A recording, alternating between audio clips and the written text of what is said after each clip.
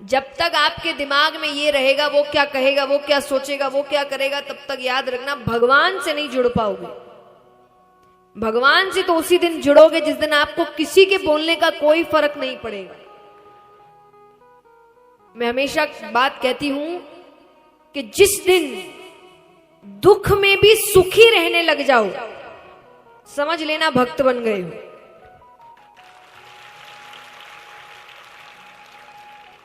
कि उसको उस वक्त भी दुख नहीं होता, क्योंकि कैसे हो सकता है?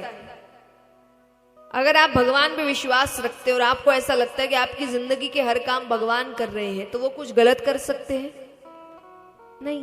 तो व्यक्ति दुख में भी यही सोचेगा ना, शायद यही सही है भी मेरे लिए, इससे कुछ सीख देना चाह रहे होंगे, कुछ समझाने की कोशिश करना चाह रहे होंगे, कुछ गलती बताने की कोशिश करना चाह रहे होंगे, तो व्यक्ति वहां ध्यान रखता है। हमेशा एक बात याद रखना, जो मैं अपने आप से हर वक्त कहती हूं, इसलिए मैं जीवन में कभी भी बहुत भयानक रूप से चिंता में नहीं जाती। देखिए, छोटी मोटी चिंताएं चलती है, ये तो मनुष्य जीवन है, नहीं तो हमने वैराग्य ही ले लिया होता। लेकिन कोई भयानक रूप से चिंता में मैं कभी नहीं जाती। क्यों नहीं जाती? क्योंकि मैं हमेशा अपने आप को ये याद दिलाती हूं कि इस पूरे ब्रह्मांड में एक शक्ति है जो मेरे लिए काम कर रही है, कि इसका बुरा नहीं होना चाहिए, इसका ध्यान रखना मेरा काम है।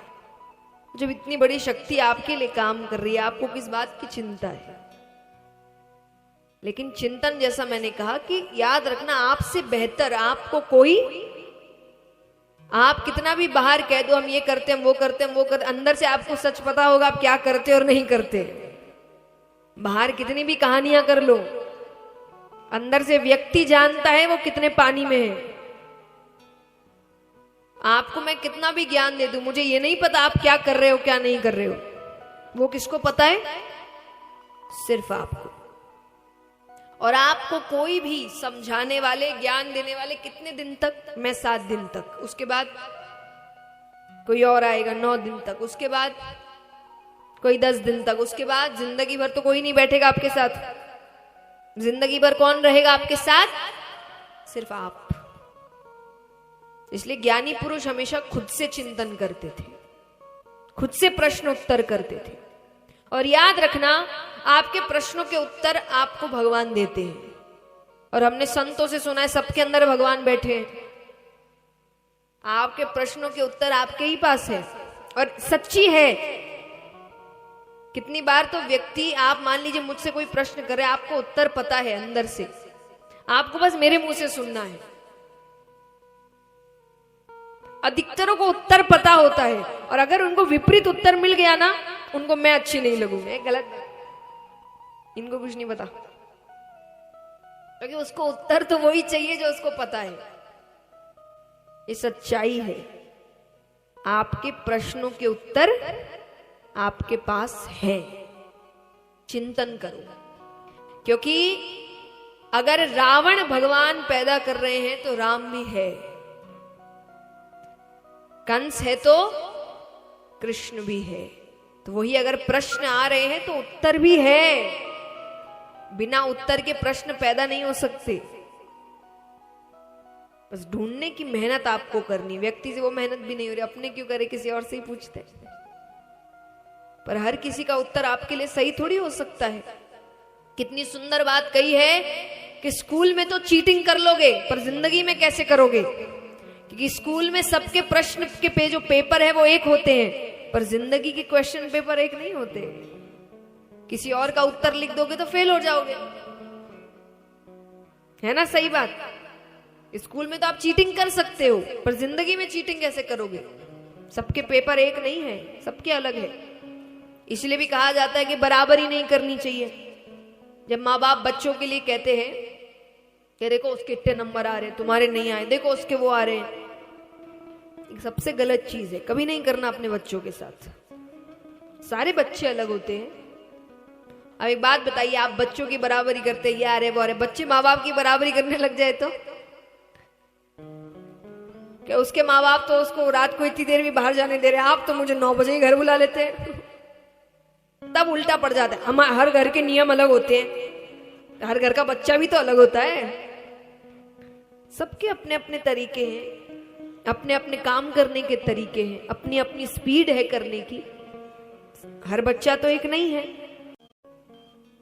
तो इसीलिए सबको उनका समय दीजिए, बराबरी मत करिए, उसको बेहतर बनाने में लगे रहिए, पर उसका कंपटीशन किसी और के साथ मत रखिए, क्योंकि इससे आप उसको आदत इसी चीज की डाल रहे हैं। फिर वो इसी के पीछे लगा रहेगा, वो कभी ना कभी किसी ना किसी को पकड़ेगा, मुझे इससे आगे जाना है, इसको हराना है, इसके पीछे।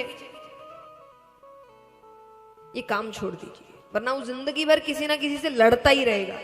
आपकी लड़ाई सिर्फ आपसे होनी चाहिए और किसी से नहीं, कि आप कल जैसे थे आज उससे बेहतर होने चाहिए, बस, किसी और से बेहतर नहीं। मैं हमेशा कहती हूं, एक व्यक्ति थे तो अपने दोस्तों के साथ, बहुत ज्ञानी व्यक्ति थे, तो अपने दोस्तों के साथ बैठे हैं। अचानक बैठे बैठे उन्होंने एक बात कही, सबको लगा कि अरे, उन्होंने कहा कि तुम्हें पता है मुझे दुनिया में कोई हरा नहीं सकता। कितनी अच्छी बात है ये। अगर आपको इसका रहस्य मिल जाए तो आपको ये रहस्य नहीं चाहिए होगा? बताइए कि कोई आपको दुनिया में हरा ना पाए। आपको अगर ये रहस्य मिल जाए तो आप चाहिए? किस किस को चाहिए? हाथ उठाओ। किस किस को ऐसा बनना है कि उसको जिंदगी में कोई हरा ना पाए? हाथ उठाओ। आप चाहते हैं हराए? चाहिए ना? तो वहां भी जो दोस्त थे वो भी एकदम, वो हमें भी बताओ यार कैसे है, हमको भी ऐसा बनना है। तो सब एकदम, सब बोले बता यार कैसे ऐसे। हम बोले बस ये मेरे तक ही है, मुझे दुनिया में कोई हरा नहीं सकता। बोले हमको भी जानना है, बताओ हमें, हम दोस्त है। बोले पर फिर मैं जैसा कहूंगा वैसे करना पड़ेगा, ये इतना आसान नहीं है। बोले हाँ हमें बताओ, ऐसे कैसे हो सकता है कोई दुनिया में तुम्हें नहीं हरा सकता? बोले मुझे दुनिया में कोई इसीलिए नहीं हरा सकता क्योंकि मुझे जीतना ही नहीं है।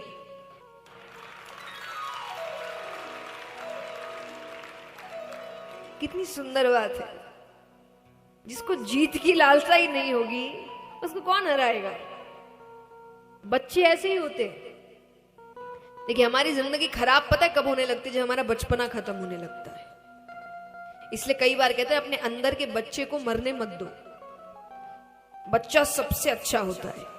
बच्चे को खेलते हुए देखो, उसको जीतने से कोई मतलब नहीं है। ये मैं छोटे बच्चों की बात कर रही हूँ जो बड़े हो गए नहीं। उसको सिर्फ खेलना है, उसको घंटों खेलने दो, उसको हार जीत से मतलब, उसको सिर्फ कि मुझे खेलना है, मुझे खेलने दो। जिंदगी खेल ही तो है। भगवान के लिए क्यों कहा जाता है लीला है? लीला मतलब, लीला का अंग्रेजी शब्द पता है क्या है? प्ले। भगवान खेल रहे हैं। इसलिए अगर देखा जाए तो भगवान किसी के मित्र नहीं और किसी के दुश्मन नहीं है। भगवान तो खेल रहे हैं। वो अपनी लीला करके चले गए, बाद में सब 10 इधर उधर होते रहे। भगवान तो अपना खेल खेल कर, तो खेल है जिंदगी, खेल की तरह जियो। जीतना है, इसको हराना है, ये सब जब आ जाता है ना मन में, जिंदगी बर्बाद हो जाती है। फिर करोड़ों के बीच रहने वाला भी दुखी है, रो ही रहा है, क्योंकि उसके पास भले ही करोड़ों होंगे पर उसको दुख किस बात का है कि मेरे पड़ोस वाले के पास भी है। एक बार एक व्यक्ति भगवान की तपस्या करता है। भगवान ने कहा कि वरदान है जो मांगोगे मिलेगा। तो उसने कहा ठीक है, बहुत अच्छी बात। बोले लेकिन हर चीज का साइड इफेक्ट भी होता है, दवाइयों का साइड इफेक्ट है। तो बोले इस वरदान का साइड इफेक्ट है तुम जो मांगोगे तुमको मिलेगा, पर उसका डबल तुम्हारे पड़ोसी को मिलेगा। उसने कहा मुझे क्या पड़ी है, मुझे तो मेरे से मतलब है। भगवान कह रहा वो तुम देख लो। तो पहले उसको लगा कि उसको फर्क, तो उसको गाड़ी चाहिए थी। तो उसने कहा मुझे ये गाड़ी चाहिए, आ गई। पर वैसी 2 गाड़ी अच्छा नहीं लगा उसको। कोई बात नहीं। फिर उसको एक बंगला चाहिए था। उसने मुझे ऐसा बंगला चाहिए, मिल गया। पर पड़ोस वाले को अब जलन बढ़ रही है, उसको गुस्सा हो रहा है। अब उसको अपनी चीजें दिख नहीं रही, उसको अपना बंगला नहीं दिख रहा, उसको अपनी गाड़ी नहीं दिख रही, उसको उसका दिख रहा है।